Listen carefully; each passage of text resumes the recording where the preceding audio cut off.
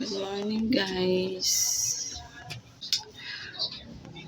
Ngayon maghahanda kami ng mga aayusin namin dahil papasok yung bagyo dito sa Luzon, medyo malakas. And eto ngayon yung weather dito guys. Okay naman siya, maaraw naman.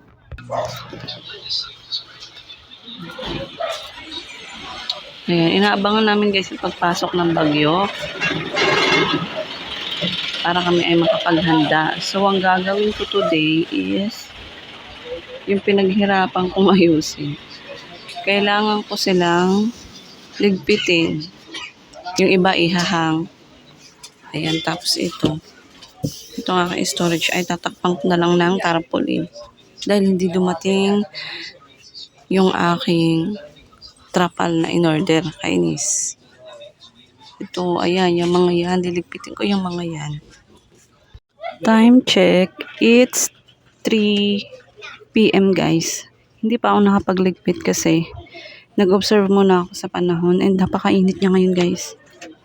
Look. Ayan, ganyan siya ngayon kasikat ng araw. Kaya parang, ayun nga, ang init guys. Parang nagbabadya talaga yung pamarating na bagyo. Binigyan lang muna kami ng chance na makaroon ng maaraw na panahon. So, nag-decide ako na mamayang gabi na ako magliligpit. And, may mga customer din kasi bumibili kaya hinayaan ko na muna. So, mamayang gabi, tsaka ako mag-start magligpit. And, actually, nakapaglaba pa ako. Ayan, nakapagsampay pa ako.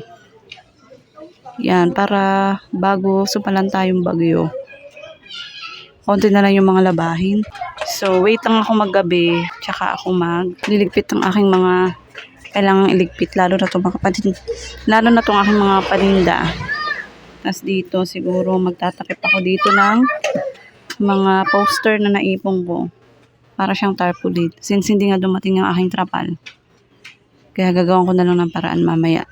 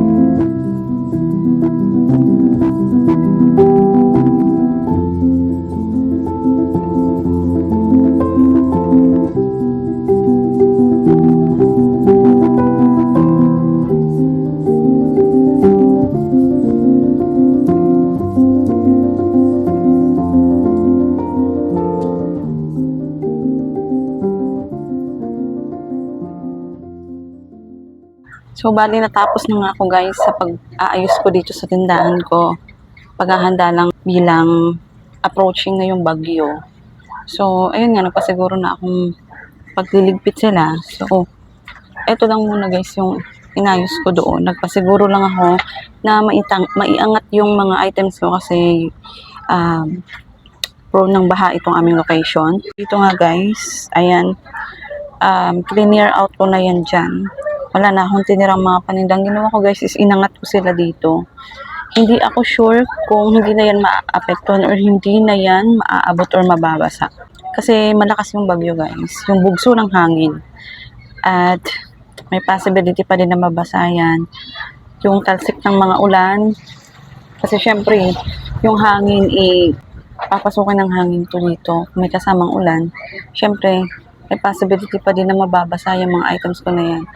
Ngayon naman, kung ang pagtaas lang ng tubig is medyo mahihirapan na sana na maabot yan ng tubig kung bumahaman. Ayun, tas ito pa yung iba. Ito, bala ko tong takpan ng mga plastic. Hindi ko muna sila tinakpan dahil pwede pa akong magbenta ngayon sa ngayon kasi hindi pa naman sasalanta yung bagyo. Tapos ito yan, mga nakabalot na tong iba kong mga tali, mga ibang mga accessories. So yung mga to, hayaan ko na lang yung nakaganyan dyan kasi nakaangat naman sila guys from here. Ayan, mga nakaangat na sila. Yung mga candies ko, madali na lang yan. Itataas ko lang yan guys dito. Ipagtataas ko lang yan. So hinayaan ko lang muna sila dahil mabilis lang yan asikasuhin. Pinasiguro ko lang itong mga pads kasi yan yung mahirap paglalagay dyan. Pagka busy na, yung ngarag na siya gawin. So, dito guys, ayan, wala na din akong tinira. Ayun na yung lahat nandun sa taas. Nilagay ko na doon. Tapos, yung iba ay nilagay ko dito. And yan, baka iangat na lang namin yung mga slippers or bahala na, nakaganyan. Basta ito, at least medyo kahit pa paano nakataas sila. Tapos, tinakpan ko na lang ng ganyan. Ito, kukunin ko pa to dito guys ha. Ipinandagan ko lang muna tong mga to. Sigurado lilipa rin ng mga hangin pag hinayaan ko dyan. Ito ay dadaganan ko na lang ng pabigat dito para hindi siya, well, kung aabot yung trapal ko, hindi mas maganda bago sumalanta yung bagyo. Matatakpan ko itong front nito na to na screen. At least, malaking protection yun para hindi pumasok yung ulan papunta dito.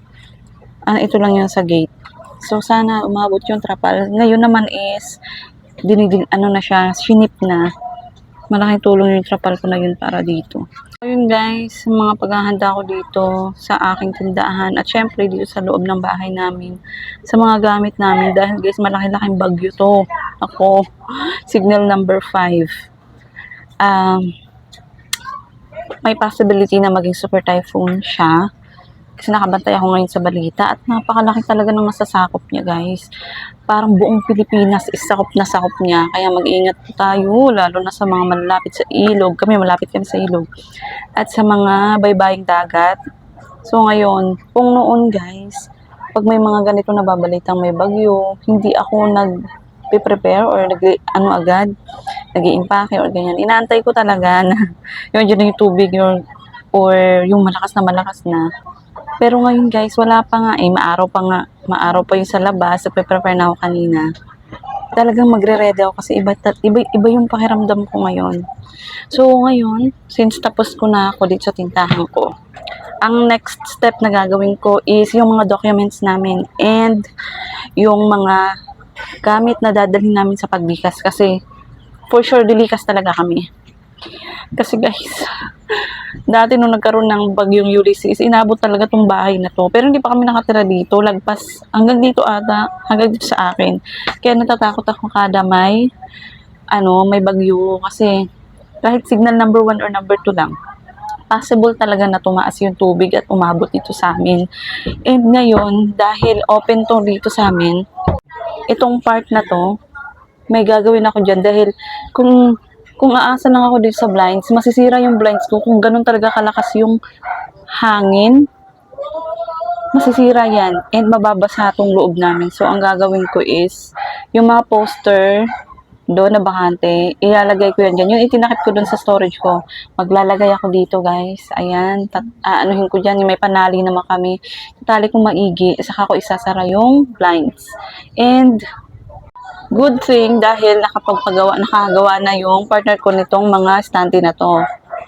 Ayan, pwede namin ibaba yung mga yan dito na lang sa lababo kasi hindi naman yun, okay lang naman kahit mabasa yan.